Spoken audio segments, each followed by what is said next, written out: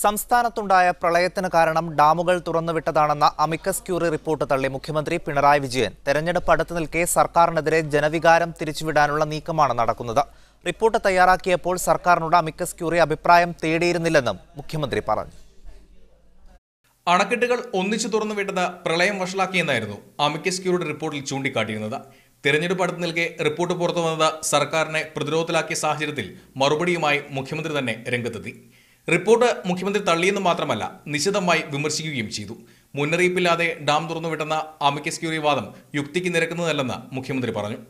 ഇക്കാര്യത്തിൽ അന്തിമവിധി നടത്തേണ്ടതും തീരുമാനിക്കേണ്ടതും അമിക്കസ് ക്യൂറിയല്ല, കോടതിയാണ് എന്ന യാഥാർത്ഥ്യത്തെയാണ് ഇവർ മറച്ചുവെക്കുന്നത്.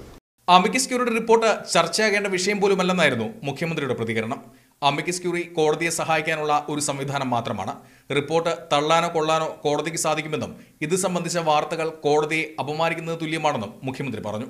അമിക്കസ് ക്യൂറി എന്നത് കോടതി വെച്ചിട്ടുള്ളൊരു സംവിധാനമാണ്.